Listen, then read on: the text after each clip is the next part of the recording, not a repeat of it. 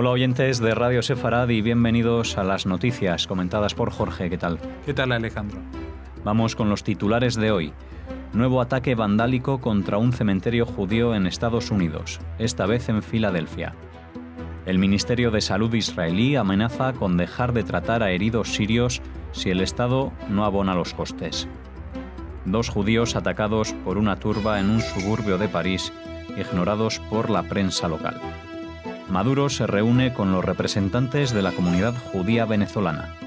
Tras estas noticias volveremos con la agenda cultural y ahora hablamos de un nuevo ataque vandálico que ha ocurrido este fin de semana contra un cementerio judío en Estados Unidos, después del de San Luis, Missouri, de la semana pasada, en esta ocasión en Filadelfia, con cientos de lápidas destrozadas.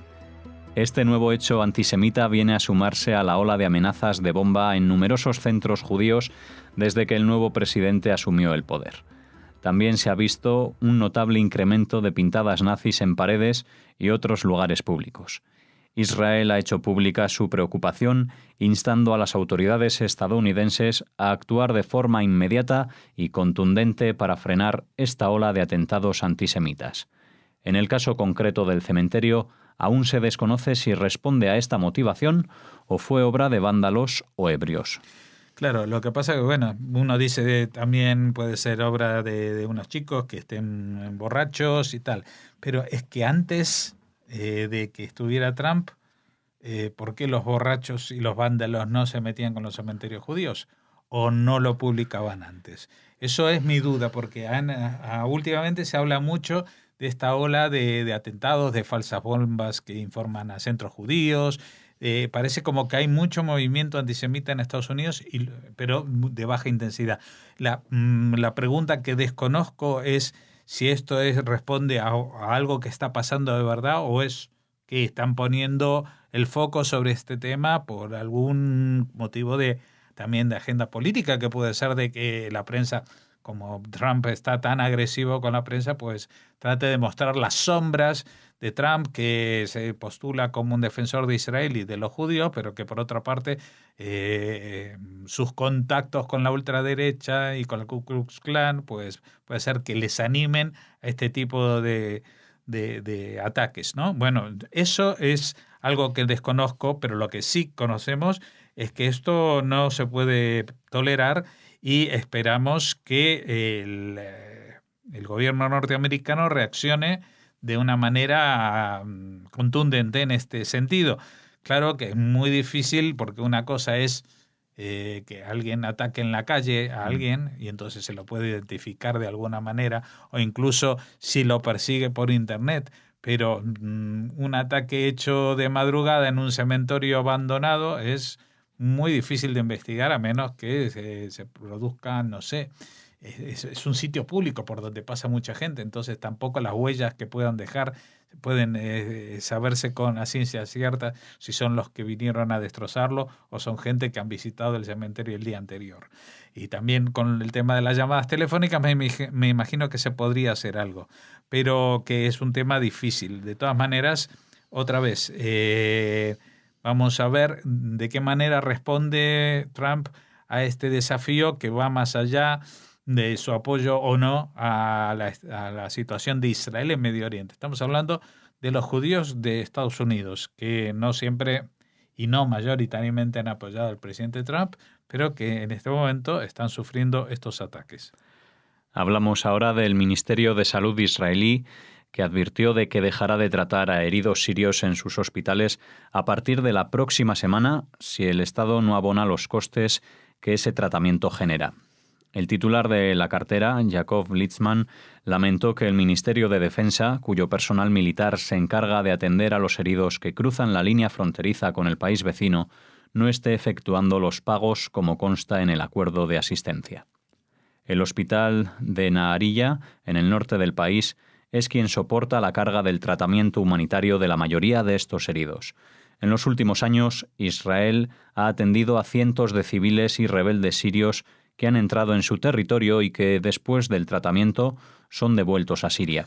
Sí, esto es algo que está pasando ya no solamente meses, sino años. Gente que del lado sirio que tienen heridos o generalmente son heridos, pues que saben que en su zona no van a poder recibir asistencia médica porque los hospitales están destrozados o están amenazados bajo disparos y bombardeos de alguna facción de esa guerra civil, y entonces se acercan a la valla fronteriza. Allí son soldados los que lo recogen y le dan el primer tratamiento. Lo que pasa es que una vez que ven que, bueno, por ejemplo, contener la herida para que no siga sangrando, pero si a alguien le falta le han amputado una pierna o lo que sea, pues no lo pueden devolver así. Y entonces lo trasladan a este hospital, que es el hospital más cercano a esta frontera.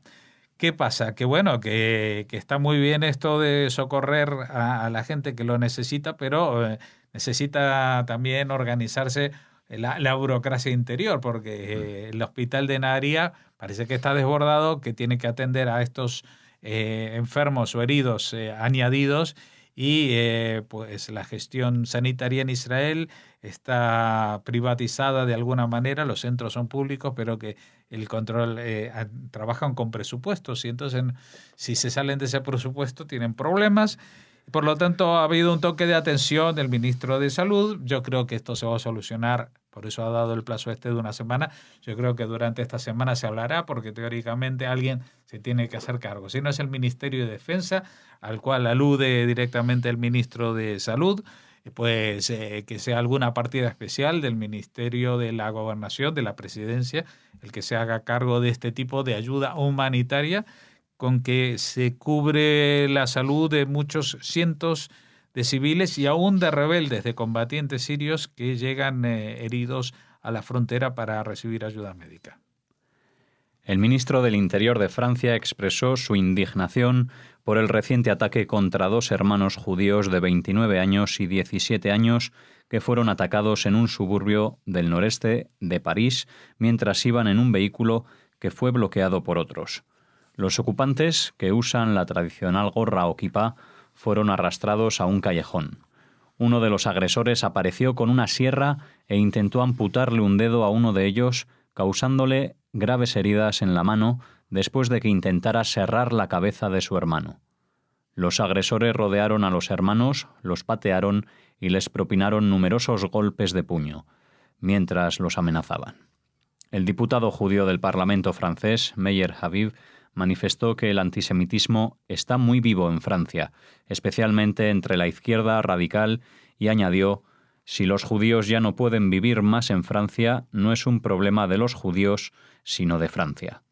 El incidente pasó en gran medida desapercibido en los medios franceses y solo fue reportado por los medios israelíes días después de que ocurriera el hecho.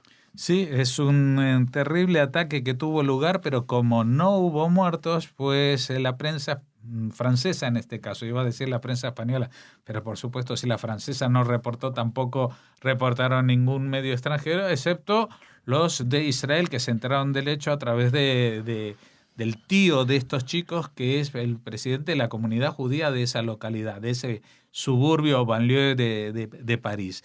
El detalle es, la verdad que es bastante, que pone los pelos de punta, porque los chicos iban en un coche tranquilamente, tienen que pasar por una calle y le pilla el semáforo en rojo. Y entonces ahí hay una panda de muchachos del barrio, que la noticia no especifica si pertenecen o no a alguna etnia, pero en general estos banlieues, y hay que decirlo, son de mayoría musulmana. Ven que van con kipas, los dos manejando, les empiezan a increpar, y en cuanto ellos quieren escapar de la situación, le ponen un coche delante, otro coche detrás, y se lanzan y les abren las puertas del coche y los arrastran para llevárselos a un callejón.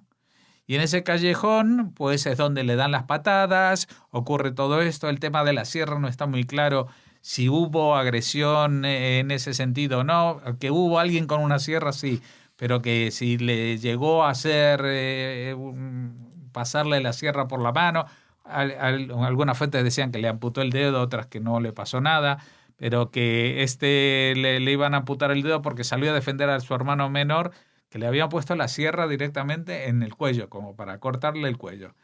Y bueno, esto no sé, después de que le dieron una tremenda paliza, lo dejaron ahí, se fueron. Esto se denunció a la policía, pero los medios franceses ni pío.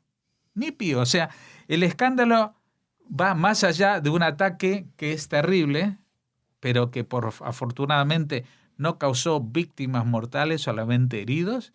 Pero lo que es desesperante es que en una Francia que está tan en alerta, con soldados en las calles, que se supone que están vigilando especialmente los banlieues, estos barrios periféricos de París, está creo que a 20 y pico kilómetros de París, estos barrios periféricos de París donde son los semilleros de los terroristas de Daesh, pues no solamente no se enteró la policía de lo que pasó, sino que después la prensa hizo caso omiso.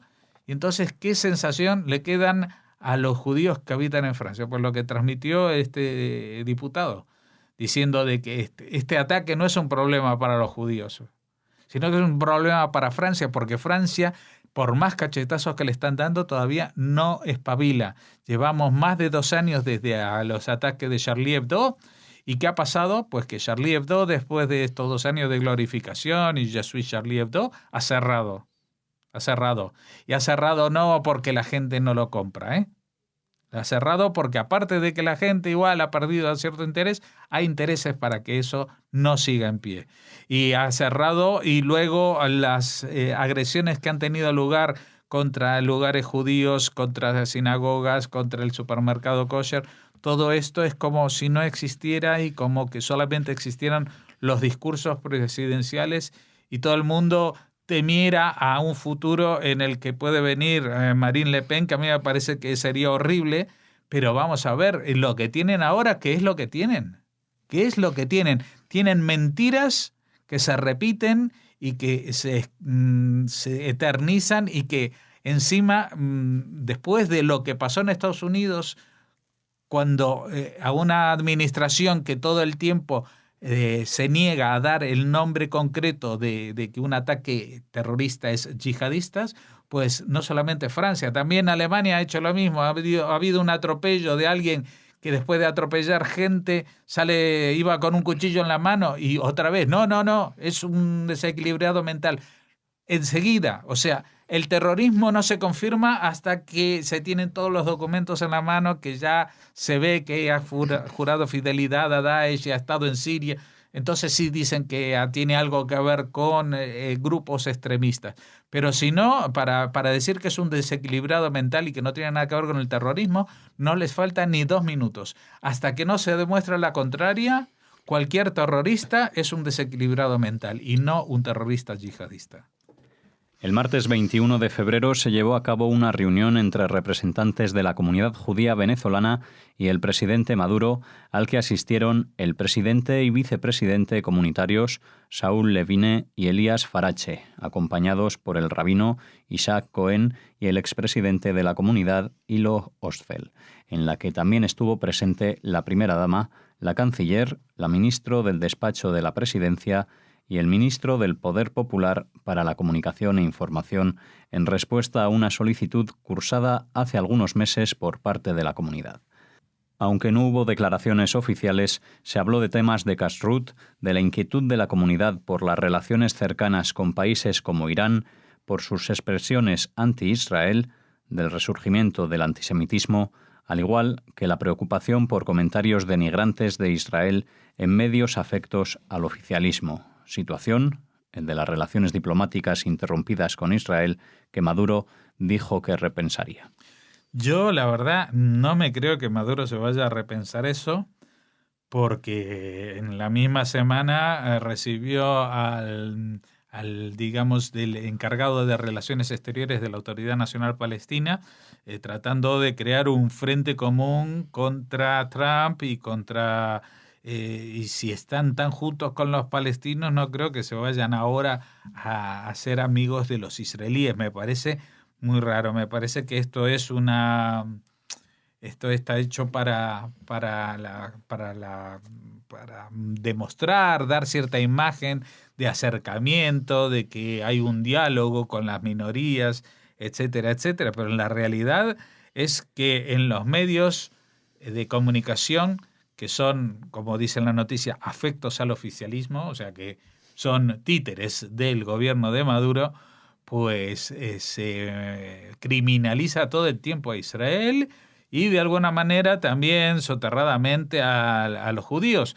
Recordemos que Venezuela, hasta la llegada del chavismo, era un país donde se desconocía totalmente el antisemitismo y en realidad solamente empezó a florecer desde el nivel oficial, desde el propio gobierno chavista, con unas intervenciones paramilitares en la sinagoga, etcétera, etcétera. Luego con la ruptura de relaciones diplomáticas con Israel, incluso seguramente habrá mucha gente que recordará que hubo un momento en que Chávez dijo: Israel, yo te maldigo, y en menos de un mes pues se enfermó de una enfermedad terminal que acabó con su vida antes de un año de que pasara de esa maldición. Parece como que la maldición se hubiera revertido sobre él mismo.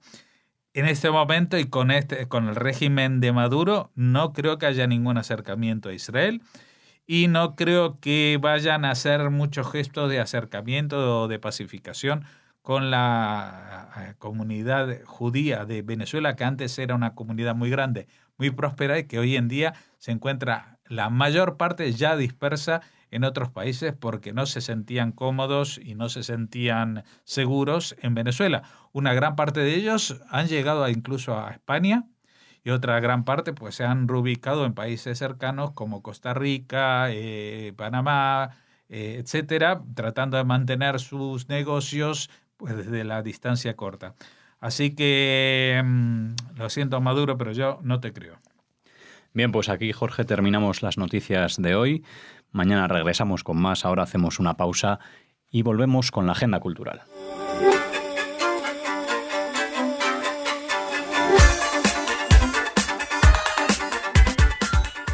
Volvemos ahora con la agenda cultural. ¿Qué tal, Raquel? Hola Alex, encantada de saludarte y saludar a nuestros oyentes y empezamos con una noticia buenísima además. Pues cuéntanos, hablamos del Ministerio de Justicia.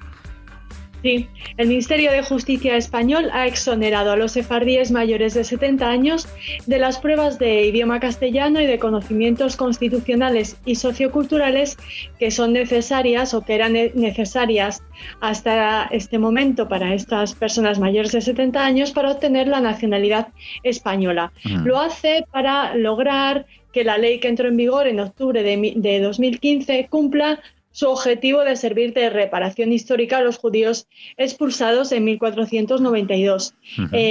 Karen Gerson Sharon, coordinadora del Centro Sefardí de Estambul, en Turquía, ha manifestado estar muy feliz de que se eliminen estos exámenes para acceder a la nacionalidad española a este colectivo de personas mayores de 70 años. Aunque, matiza, sería mucho mejor si se bajara el límite a los 65.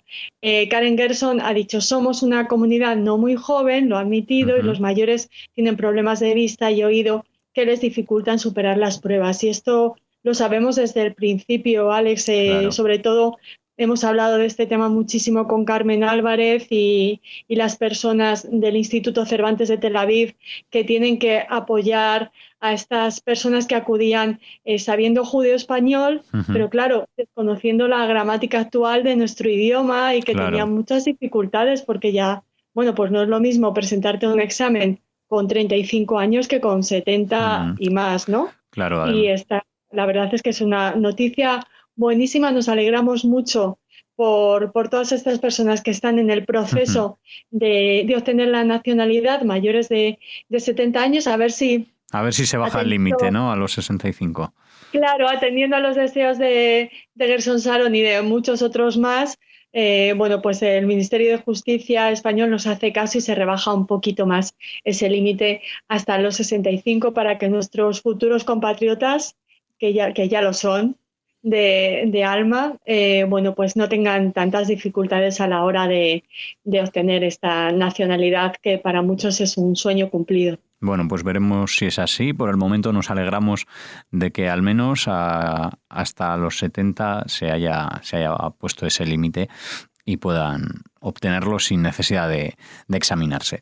Así que... Y los que ya han hecho el examen, Alex, pues desde aquí nuestro reconocimiento porque sabemos que no ha sido fácil y les felicitamos porque ahora, bueno, además de judío español, saben el español del siglo XXI. Bueno, pues felicidades para todos ellos desde Radio Sefarad.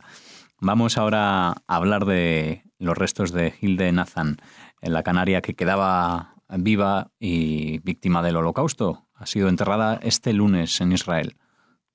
Sí, ha sido enterrada junto a su madre, que también residía en Canarias y que murió hace algunos años. Hilde Nazan sobrevivió al campo de Terezín y bueno, junto con su madre se instalaron en Canarias. Ella vivió en primera persona la desnutrición, el hacinamiento, todos las terribles circunstancias bajo las que vivían los prisioneros de Terezín. Ella había nacido en Bad Münstereifel, en Renania del Norte, y fue una de las pocas sobrevivientes que encontró el ejército soviético el 8 de mayo de 1945, el día de la rendición de la Alemania nazi en Europa. Sus padres se dedicaban desde hacía 4 generaciones al comercio textil y su padre fue soldado alemán en la Primera Guerra Mundial. Ya sabes que muchísimos judíos fueron soldados, oficiales en esta guerra y muchos tenían la Cruz de Hierro, por ejemplo, lo que no les sirvió de nada para salvar sus vidas cuando llegó Hitler al poder, ¿no? La familia de Hilde Nazan decidió vender sus propiedades a bajísimo precio, como siempre, e instalarse en Colonia. Tenían visado para ir a la Palestina británica porque su padre tenía muy claro que la presencia de los nazis en el gobierno de Alemania era una amenaza para los judíos.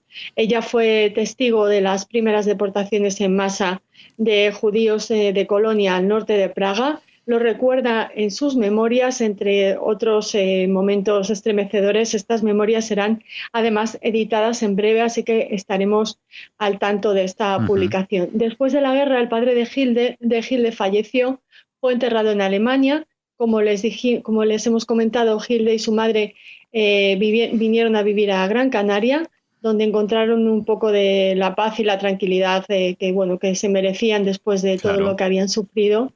La madre de Hilde falleció hace algunos años, como apuntábamos al principio. Ella quería enterrarla en Alemania junto a su padre, no fue posible, así que decidió enterrarla finalmente en Israel, que es donde ahora reposan también los restos de esta sobreviviente de la Shoah que eligió nuestro país, Canarias, para vivir y continuar con su vida.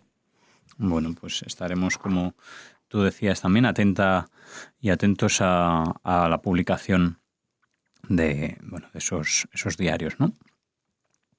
Vivir y continuar con su vida no es una frase muy acertada, Alex. Lo que quería decir era vivir después de la no vida del periodo nazi, ¿no? Claro, yo creo que queda sobreentendido sin explicarlo, pero se agradece también. Que descanse en paz esta sobreviviente. Y ahora nos referimos, Alex, a un libro muy interesante que ha aparecido recientemente, publicado por la editorial Gedisa, y se titula Heidegger y los judíos, los cuadernos negros. Lo firma Donatella Di Cesare. La publicación de estos cuadernos negros de Martin Heidegger entre los años 2013 y 2015 en Alemania causaron un profundo revuelo, no solo en el panorama filosófico. La razón del escándalo, que sacudió el mundo de los heideggerianos y la filosofía continental, es que estos cuadernos muestran a un filósofo consciente de sus decisiones políticas, atento a las vicisitudes históricas. Su compromiso político durante los años del nazismo no fue ni un accidente ni un error. Para muchos no tendría por qué, muchos llegaron a esta conclusión antes de conocer los cuadernos negros de Heidegger, pero continúo comentándote acerca de este libro que refleja que antes bien el resultado de la elección política coherente con el propio pensamiento era lo que realmente realizó este filósofo tan unido a la figura de Hannah Arendt. Si resultan perturbadores los pensamientos que podemos leer en estos cuadernos negros es porque dinamitan, dicen, los esquemas con que se había venido interpretando a Heidegger hasta el momento. La autora de este libro es, como les decíamos, Donatella Di Cesare. Ella fue vicepresidenta de la Martin Heidegger, de la Sociedad Martin Heidegger, pero abandonó precisamente esta sociedad tras la reacción de los directores ante la publicación de los cuadernos negros.